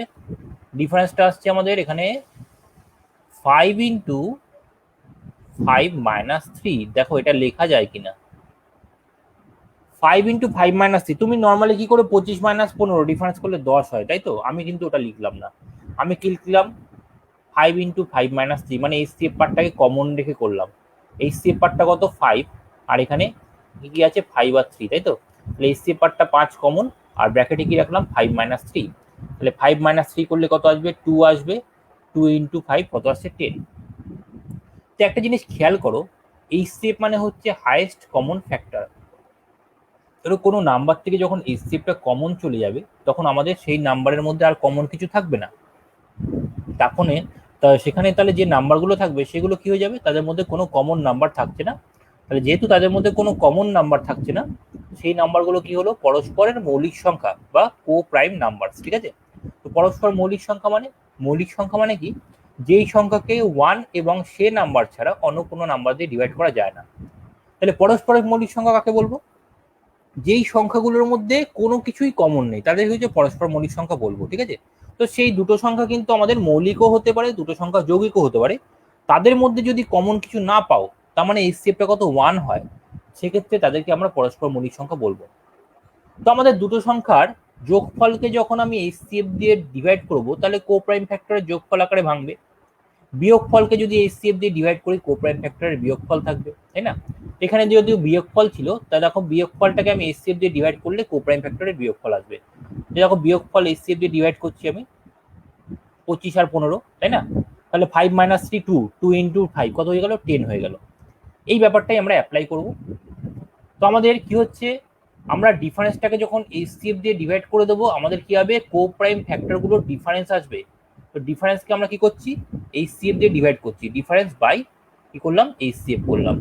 ডিফারেন্স বাই এইচসিএফ করলে কো প্রাইম ফ্যাক্টরের ডিফারেন্স। আচ্ছা, ডিফারেন্সটা কত ছিল আমাদের? 729, আর এইচসিএফটা কত ছিল আমাদের? 81। তো আমরা এখানে যদি ক্যালকুলেট করি, তাহলে কত আসছে আমাদের? কো প্রাইম ফ্যাক্টরের ডিফারেন্সটা আসছে 9। তো এমন দুটো নাম্বার নেবো যাদের বিয়োগ করলে 9 আসে। ঠিক আছে? আমরা কি লিখতে পারি?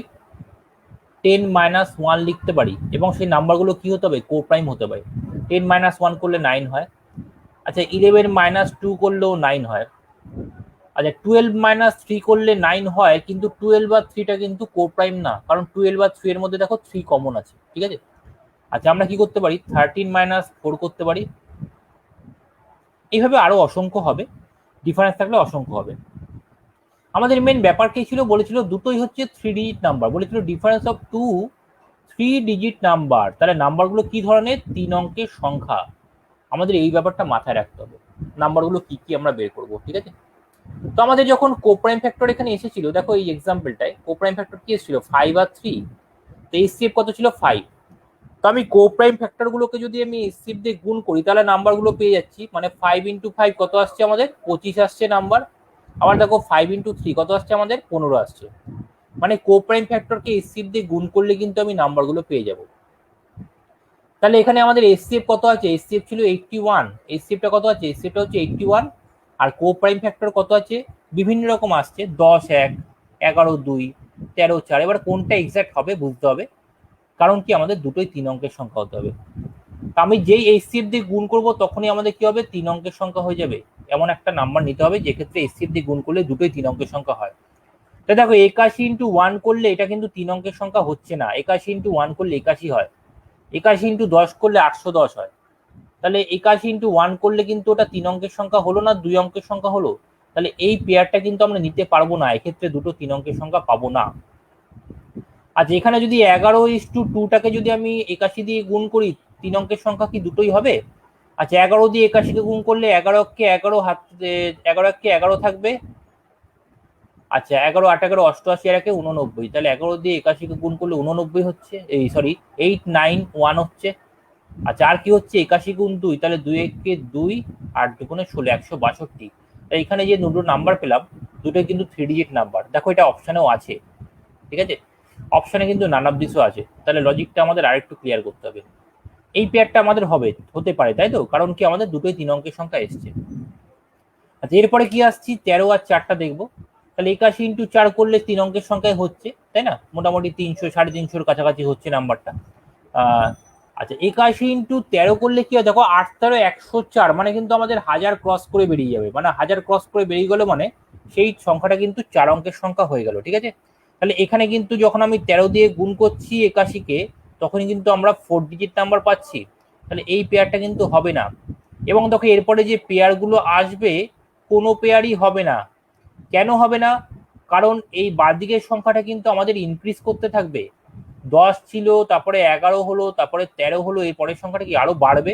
তাহলে বাঁদিকের সংখ্যাটা যেহেতু ইনক্রিজ করতে থাকছে, তাহলে এখানে কিন্তু যে সংখ্যাগুলো আসবে কোনোটাই কিন্তু 3 অঙ্কের হচ্ছে না, সবকটাই কিন্তু 4 অঙ্কের আসছে। ঠিক আছে, তো ওই জন্য আমরা কনফার্ম অ্যান্সার বলতে পারছি কত হবে, 891 আর 162। ঠিক আছে, তাহলে 891 আর 162 হচ্ছে আমাদের কনফার্ম অ্যান্সার। তাহলে অ্যান্সার হচ্ছে কি আমাদের অপশন এ। ক্লিয়ার ব্যাপারটা? কারোর কোনো কনফিউশন থাকলে আমাকে অবশ্যই জানাবে। ঠিক আছে, আচ্ছা এবার তাহলে যাব আমি কোশ্চেন নাম্বার 7-এ।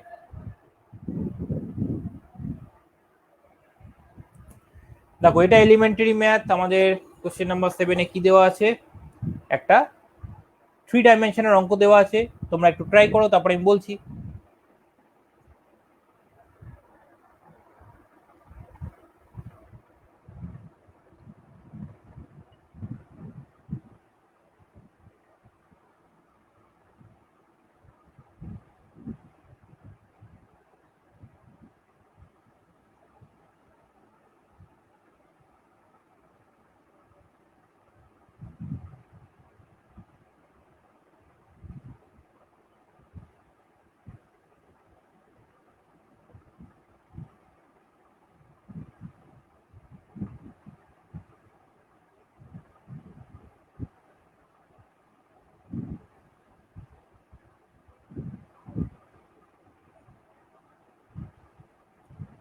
আচ্ছা কোশ্চেন নাম্বার 7-এর অ্যান্সার কত আসছে? কি বলছে? বলছে from a cubical tank 64 buckets of water is taken out। একটা কিউবিক্যাল ট্যাঙ্ক থেকে, মানে একটা ঘনক আকৃতির ট্যাঙ্ক আছে। ঘনক মানে কি? যার দৈর্ঘ্য প্রস্থ উচ্চতা সমান, তাই তো? তো সেরকম ট্যাঙ্কে থেকে বলছে 64 বালতি জল তুলে নিল। তো 64 বালতি জল যদি তুলে নেয় তখন কি হচ্ছে, নাও দ্য ট্যাঙ্ক ইজ 1/3 ফুল। তাহলে 64 বালতি জল তুলে নেওয়ার পরে ট্যাঙ্কটা কি আছে, 1/3 ফুল, মানে এখন 1/3 ভর্তি আকারে রয়েছে। বলছি the length of side of the tank is 1.2 metre. তাহলে ট্যাঙ্কের বাহুর দৈর্ঘ্যটা কত, 1.2 মিটার। ঠিক আছে, বলছে there find the volume of 1 bucket of water. তাহলে এক বালতি জলের আয়তনটা কত হবে? আচ্ছা অ্যান্সার গুলো সব লিটারে আছে। তো প্রথমে আমরা কি করব, একটা কনভার্সন আমরা একটু বুঝে নেব। কারো কোনো কনফিউশন থাকলে আমাকে বলবে। তোমরা কিছু বলছো না, চুপচাপ দর্শকের মতো অঙ্ক দেখে যাচ্ছ। একটু ইন্টারাকশন করলে কি হয়, ক্লাস করাতে ভালো লাগে। যাই হোক, তাহলে আমাদের কনভার্সন একটু আমি লিটারে কিভাবে কনভার্ট করবো, মিটার আছে সেটাকে লিটারে কিভাবে নেবো। একটা জিনিস মনে রাখবে, এক ঘন ডেসিমিটার মানে 1 কিউবিক, 1 ঘন ডেসিমিটার মানে 1 কিউবিক ডেসিমিটার। ঠিক আছে, ডিসিএম লিখলাম। 1 কিউবিক ডেসিমিটার ইকুয়ালস টু হয় কত, 1 লিটার। কি বললাম, 1 কিউবিক ডেসিমিটার সমান সমান হয় 1 লিটার। এই ব্যাপারটা একটু তোমরা মনে রাখবে। ঠিক আছে, একটু মনে রাখবে, তাহলে দেখবে অটোমেটিক তুমি লিটারে কনভার্ট করতে পারছো, কোনো খাটনি হবে না। 1 ঘন ডেসিমিটার হচ্ছে 1 লিটার। তাহলে 10 ঘন ডেসিমিটার মানে 10 লিটার, 100 ঘন ডেসিমিটার মানে 100 লিটার। একদম ইজি ব্যাপার। মানে যখনই আমাদের লিটারে কনভার্ট করতে হবে, প্রত্যেকটাকে আমি কিসে নিয়ে যাব, ডেসিমিটারে নিয়ে যাব। তো আমাদের দেখো বাহুর দৈর্ঘ্যটা, কিউবের যে সাইড দেওয়া আছে সেটা কত দেওয়া আছে, সাইডটা দেওয়া আছে 1.2 মিটার দেওয়া আছে। সাইডটা দেওয়া আছে 1.2 মিটার। আমরা কি করব, ডেসিমিটারে নেবো। তাহলে ডেসিমিটারে নিতে গেলে, মিটার থেকে ডেসিমিটারে নিতে গেলে কি হবে, ইন্টু 10 হয়ে যাবে, তাই না? 1 মিটারে কত ডেসিমিটার, 10 ডেসিমিটার। তাহলে যেই আমি ইন্টু 10 করব, মিটার থেকে কিন্তু বাহুর দৈর্ঘ্যটা ডেসিমিটারে কনভার্ট হয়ে গেল। সেটা কত, 12 ডেসিমিটার। ঠিক আছে, তাহলে বাহুর দৈর্ঘ্যটা হচ্ছে 12 ডেসিমিটার। এবার আমাদের কি চেয়েছে, বলছে ভলিউমের কথা এখানে বলেছে, তাই না? তার মানে আমাদের বাহুর দৈর্ঘ্য যদি 12 ডেসিমিটার হয়, তাহলে আমাদের ট্যাঙ্কের ভলিউম কত হচ্ছে, কতটা জল ধরছে, ভলিউমটা বের করছি। ভলিউম মানে কি, ভলিউম মানে হচ্ছে আয়তন। ভলিউমটা কত হবে, বাহু কিউব। কিউবের ভলিউমের ফর্মুলা কি, বাহুর কিউব। তাহলে 12 কিউব হয়ে গেল। 12 কিউব কি, ঘন ডেসিমিটার, মানে ডেসিমিটার কিউব করে দিলাম। ঠিক আছে, এটা হচ্ছে আমাদের ভলিউম, মানে এতটা জল ট্যাঙ্কে ধরতে পারে। এবার মেন ব্যাপারটা আমাদের কি বলছে, বলছে 64 বালতি জল আমি তুলে নিয়েছি, তারপরেও দেখছি 1/3 ভর্তি আছে। তো 64 বালতি জল যখন তুলে নিলাম, তারপরেও যদি 1/3 ভর্তি থাকে, তাহলে কতটা জল উঠে গেছে, 1/3 এখনো ভর্তি আছে। তাহলে প্রথমে তো আমাদের এক অংশ ছিল, সেখান থেকে 1/3 তো এখনো ভর্তি রয়েছে। তাহলে আমাদের কতটা জল উঠে গেছে? 2/3 জল কিন্তু আমাদের উঠে গেছে, তাই না? টোটাল ভলিউমের 2/3 জল উঠে গেছে। আচ্ছা, আমাদের কত বালতি জল উঠেছে? 64 বাকেট। 64 বাকেট জল উঠেছে। আচ্ছা, 64 বাকেট মানে কতটা জল? টোটাল ভলিউম ছিল আমাদের কত? 12 কিউব ঘন ডেসিমিটার। তার 2/3 জল কিন্তু আমাদের তুলে নিয়েছি, তাই না? 1/3 রয়েছে মানে 2/3 তুলে নিয়েছি। তাহলে টোটাল ভলিউম হচ্ছে 12 কিউব, তার 2/3 তুলে নিয়েছি। আর তুলে নিয়েছি কত বালতি? 64 বালতি।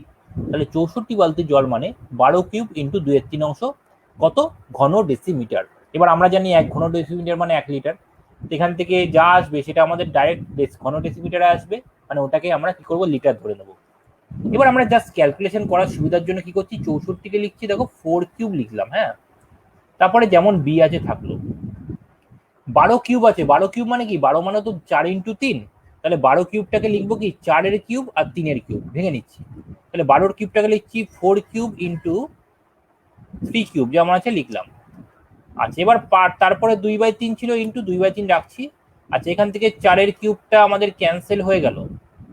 তাহলে 1 বাকেট জল মানে কত হয়ে যাবে? এখানে 3-এর কিউব আছে, একটা 3 কাটলে কত হবে? 3 স্কোয়ার মানে 9। 9 × 2 কত আসছে? 18। তাহলে 1 বাকেট জল মানে কত লিটার? 18 লিটার। কারণ কি? এটা উত্তরটা আমাদের কিন্তু ঘন ডেসিমিটারে বেরাচ্ছে বা লিটার। আচ্ছা, তুমি এখানে লিটারই লিখে দিই, ধরো 12 কিউব ঘন ডেসিমিটার মানে কত লিটার? 12 লিটার, কারণ 12 কিউব লিটার। কারণ আমি বলেছিলাম 1 ঘন ডেসিমিটার সমান সমান 1 লিটার। তাহলে যদি 12 কিউব ঘন ডেসিমিটার হয়, তার মানে 12 কিউব লিটার হয়ে যাচ্ছে, মানে ভলিউমটা 12 কিউব লিটার। তাহলে ওটা লিটারেই আছে। তাহলে আমাদের 1 বালতি জলের ভলিউম কত আসলো? 1 বালতি জলের ভলিউম আসলো 18 লিটার। অ্যান্সার হচ্ছে কি আমাদের অপশন বি। ঠিক আছে, দেখো ব্যাপারগুলো ক্লিয়ার হচ্ছে কিনা একটু বলবে আমাকে, মাঝে মাঝে আমাকে একটু কমেন্ট করে জানিও ব্যাপারগুলো ক্লিয়ার হচ্ছে কিনা। আর ক্লাসটা যদি ভালো লাগে বন্ধুদের সাথে শেয়ার করো, বাকি যারা যাতে সবাই উপকৃত হয়। ঠিক আছে, আচ্ছা, নেক্সট আমি যাব হচ্ছে কোশ্চেন নাম্বার 8-এ। দেখো, এটা একটা লজিক্যাল কোশ্চেন, তোমরা প্রথমে ট্রাই করো, আমি 1 মিনিট পরে অ্যান্সারটা করে দিচ্ছি।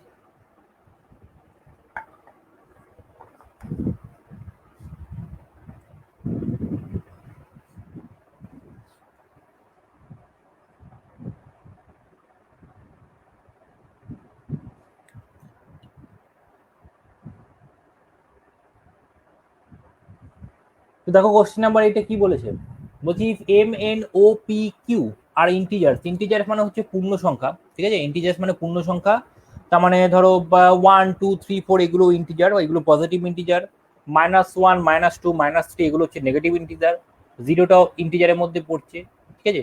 জিরোটা পজিটিভও না, নেগেটিভও না, ঠিক আছে? এই হলো ইন্টিজার্স। এবার বলছি 5খানা ইন্টিজারের কথা বলেছে, M N O P Q. বলছে then M into N plus O or P minus Q must be even. Even মানে কি? ইভেন মানে হচ্ছে জোড় সংখ্যা। তার মানে এই যে ইকুয়েশনটা দিল, এটা বলছে ইভেন হবে। এই ইকুয়েশনটা ইভেন হবে, মাস্ট বি ইভেন হোয়েন মানে কখন?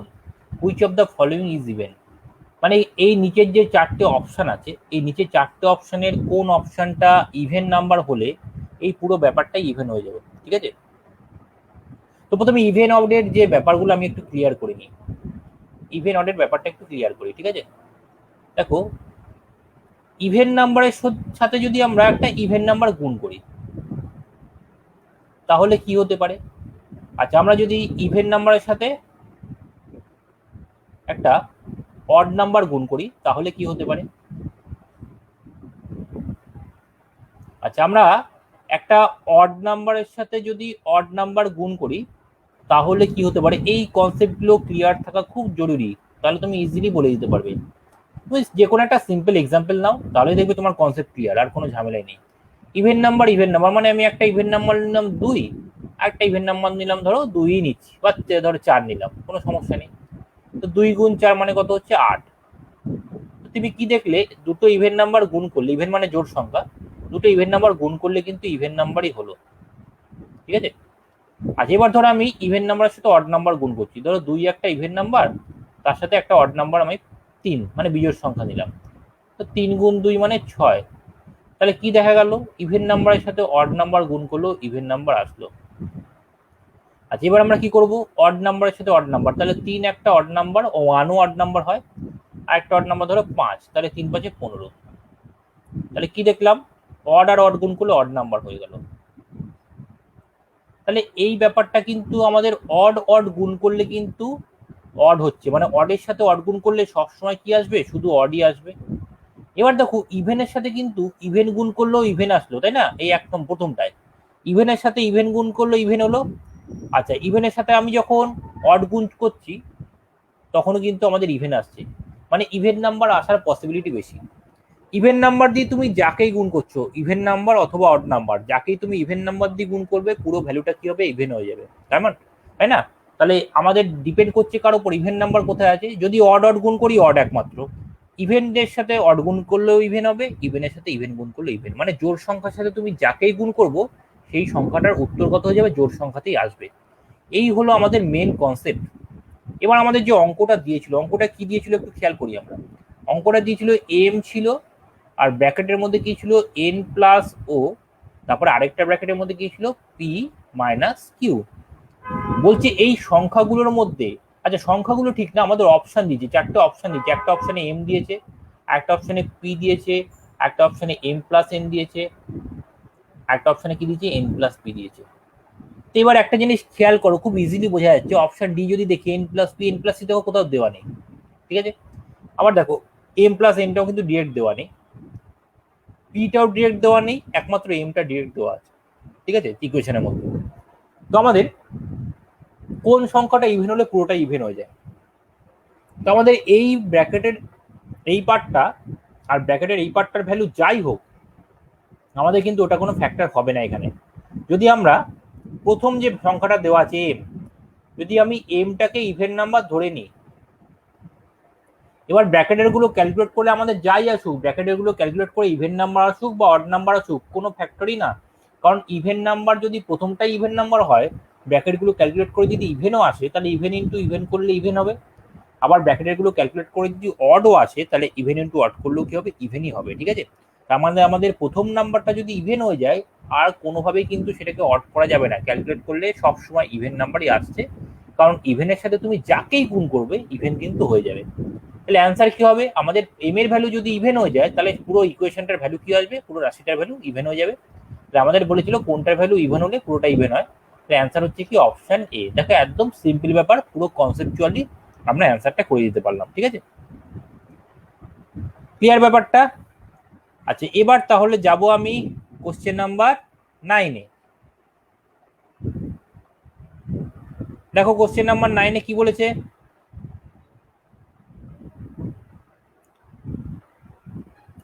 কোশ্চেন নাম্বার 9-এ কি বলেছে দেখো। তোমাদের কমেন্ট কি তোমরা করছো না, আমি কোনো কমেন্ট পাচ্ছি না, হ্যাঁ না কিছুই বলছো না, বুঝতে পারছি না।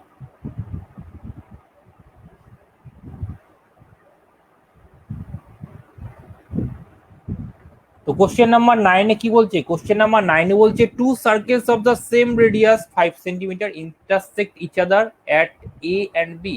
তাহলে দুটো সার্কেল আছে, দুটো সার্কেলের রেডিয়াস সেম, মানে দুটো সার্কেলের মাপটা কি সমান, ঠিক আছে। রেডিয়াসটা কত আছে, 5 করে, দুটো সার্কেলের মাপটা সমান, রেডিয়াসটা 5 করে। Intersect each other at A and B, তারা পরস্পরকে ছেদ করলো কোথায়, এ এবং বি তে ছেদ করলো, ঠিক আছে। আচ্ছা, এ এবং বি তে যেহেতু ছেদ করেছে, তার মানে ব্যাপারটা কেমন হবে, আমি প্রথমে চিত্রটা একটু এঁকে নিই। দেখো দুটো সার্কেল আছে সেম মাপের, ঠিক আছে। এই একটা ধরো সার্কেল,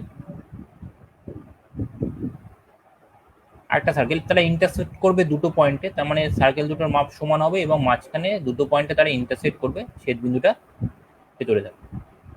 তাহলে একটা ইন্টারসেকশন পয়েন্ট হচ্ছে এ, মানে উপরের পয়েন্টটাকে আমি এ ধরলাম, আর নিচের ইন্টারসেকশন পয়েন্টটা কি ধরলাম, আমরা বি ধরে দিলাম, ঠিক আছে। আচ্ছা, এ বি সমান সমান বলছে 8 সেন্টিমিটার, তাহলে এ বি মানে এ বিটা জয়েন করে দিলাম, সরি এ বিটা, এক মিনিট।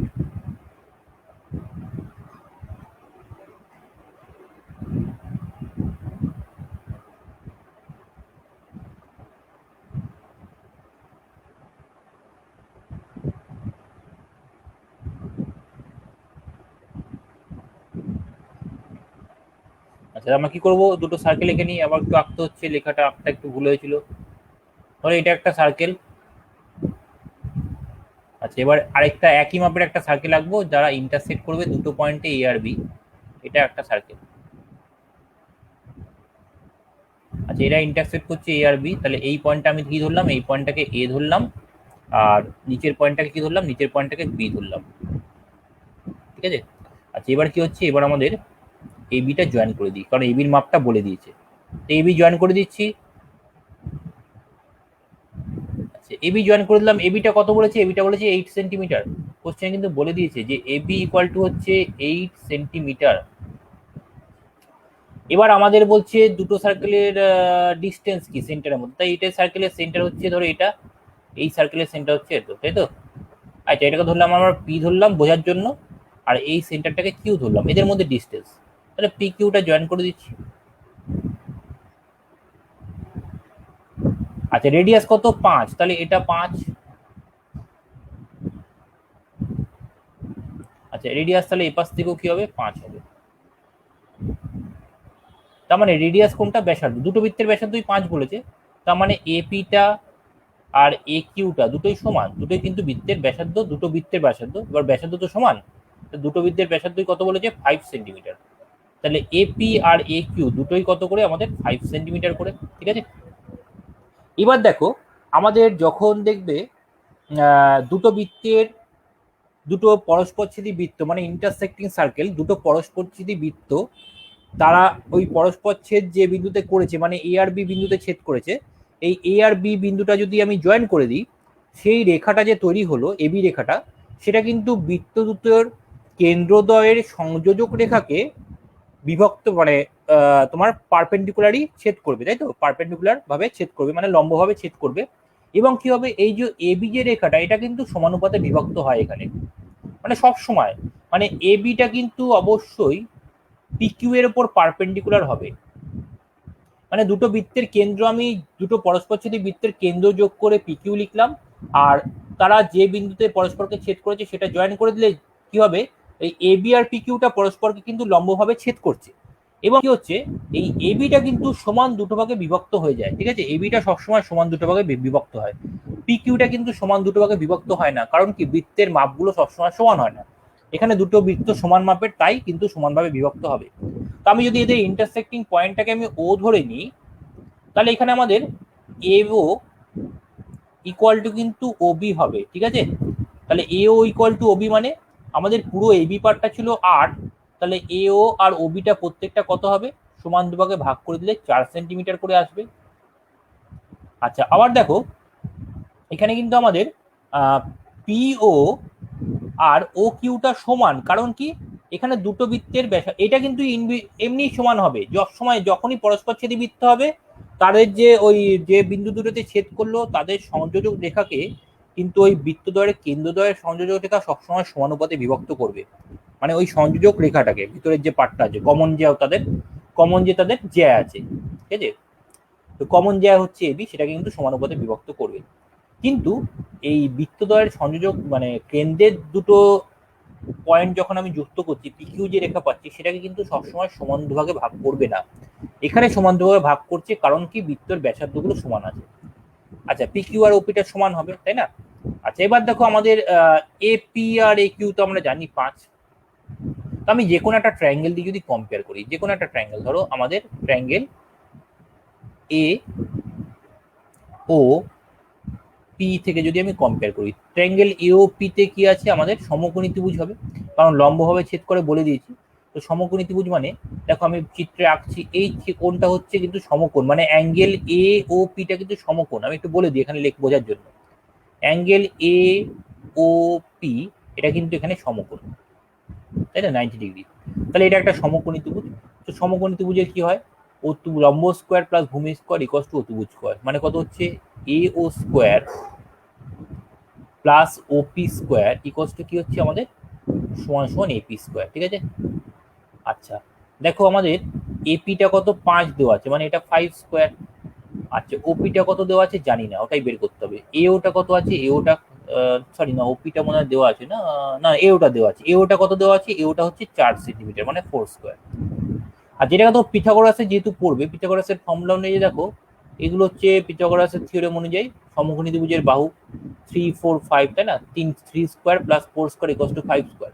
মানে এই দুটোর মধ্যে, এই তিনটের মধ্যে যে কোনো দুটো বাহু যদি মাপ জানা থাকে তাহলে আরেকটা বাহু কিন্তু আমি ডাইরেক্ট বলে দিতে পারি ক্যালকুলেশন ছাড়াই। তাহলে অতিভুজটা যদি 5 হয় আর দুটো বাহুর মধ্যে একটা যদি 3 হয় তাহলে আরেকটা 4 হবে। তাহলে আমাদের অতিভুজটা কত ছিল? অতিভুজটা ছিল 5, আর দুটো বাহুর মধ্যে একটা বাহু কত আছে? 4। তাহলে আরেকটা বাহু কত হবে? ওপিটা কত হয়ে যাবে? ওপিটা কিন্তু 3 হয়ে যাবে, ঠিক আছে? ওপিটা হয়ে গেল 3। তাহলে ওপির মানটা আসছিল 3।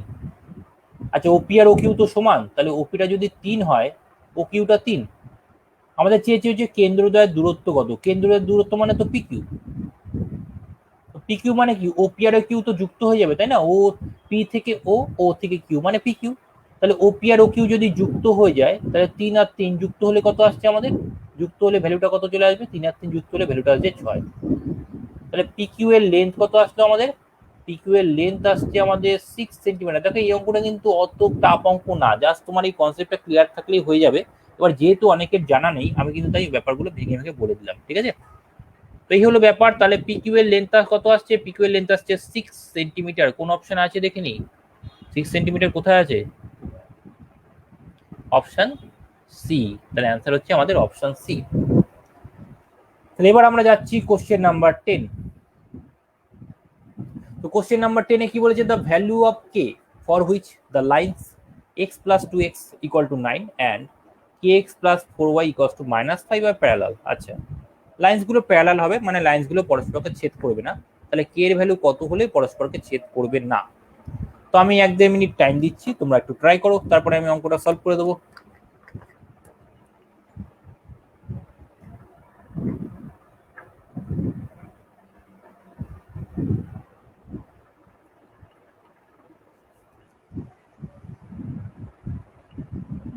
তো প্রথমে একটা জিনিস একটু আলোচনা করিনি, হ্যাঁ, একটা ছোট্ট জিনিস আলোচনা করে নিই, একটা ফর্মুলা। ধরো দুটো ইকুয়েশন আছে, এটা তো ইকুয়েশন আকার দিয়েছে। দুটো ইকুয়েশন, একটা হচ্ছে ধরো a1 x plus b1y equals to C, মানে কনস্ট্যান্ট পার্টটা সি আছে। বা তুমি ইকুয়ালস টু সি না দিয়ে আমি এই আকারে লিখতে পারি।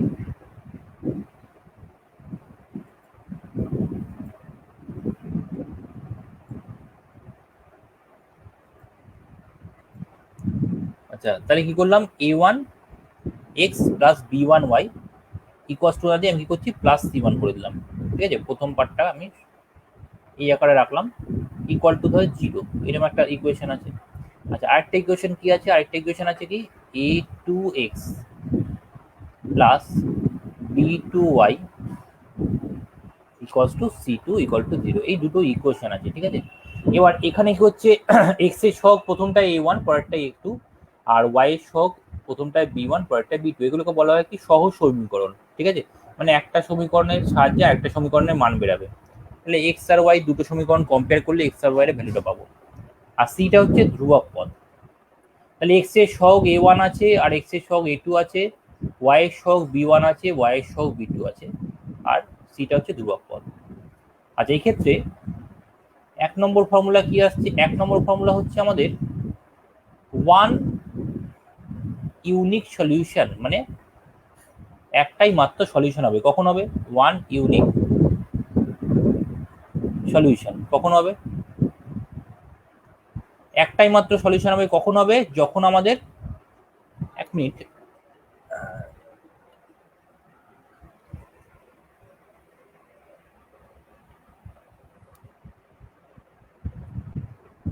আচ্ছা, ওয়ান ইউনিক সলিউশন একটাই মাত্র সলিউশন হবে কখনো? একটা মাত্র সলিউশন হবে যখন এক্স এর সহগের অনুপাতের সাথে ওয়াই এর সহগের অনুপাতটা সমান হবে না। এক্স এর সহগের অনুপাত মানে a1 আর a2, আর ওয়াই এর সহগের অনুপাত কত? b1 আর b2। তাহলে a1/a2 আর b1/b2 এই দুটো যখন সমান হবে না, তখন কি হবে? আমাদের এখানে একটাই সলিউশন। একটাই সলিউশন মানে কি? তুমি যখন একটা ইকুয়েশনকে একটা গ্রাফ পেপারে প্লট করেছো ক্লাস 9-10-এ, ইকুয়েশনকে গ্রাফ পেপারে প্লট করো, তখন কি একটা স্ট্রেট লাইন আসে, তাই তো? সরলরেখা আসে। তো তুমি দেখো, দুটো যখন ইকুয়েশনকে তুমি গ্রাফ পেপারে প্লট করছো, এবার দুটো ইকুয়েশন কখনো কখনো ছেদ করে, কখনো কখনো ছেদ করে না। যখন ছেদ করবে দুটো সরলরেখা, তখন তো তারা একটা বিন্দুতেই ছেদ করবে। ধরো এখানে দুটো সরলরেখা, এই একটা সরলরেখা একটা ইকুয়েশনের জন্য, আর একটা সরলরেখা সেকেন্ড ইকুয়েশনের জন্য। এই দুটো সরলরেখা কিন্তু একটা বিন্দুতেই ছেদ করছে। তাহলে এই এমন একটা বিন্দু যেখানে এক্স এর স্থানাঙ্ক আর ওয়াই এর স্থানাঙ্ক একটা নির্দিষ্ট, তাহলে প্রথম ইকুয়েশনের ক্ষেত্রে ওটা নির্দিষ্ট, পরের ইকুয়েশনের ক্ষেত্রেও নির্দিষ্ট। যখন আমাদের এই আকারে ভ্যালুটা দেওয়া থাকবে তখন দেখবে সরলরেখার মানগুলোকে, মানে আমি ইকুয়েশনের মান দিয়ে যখন সরলরেখা গ্রাফে আঁকবো তখন কিন্তু তারা একটা বিন্দুতেই ছেদ করবে, ওয়ান অ্যান্ড অনলি একটা বিন্দুতেই ছেদ করবে। মানে ওই একটা বিন্দুতেই আমি সমাধান পাবো, একটাই সমাধান অঞ্চল পাবো, একটাই সমাধান পাওয়া যাবে, মানে এক্স আর ওয়াই এর একটা ফিক্সড ভ্যালু পাওয়া যাবে। ঠিক আছে, এই হলো প্রথম সূত্র। এখানে কিন্তু প্যারালাল হলো না। সেকেন্ড সূত্র কি? Infinite solution, infinite sorry,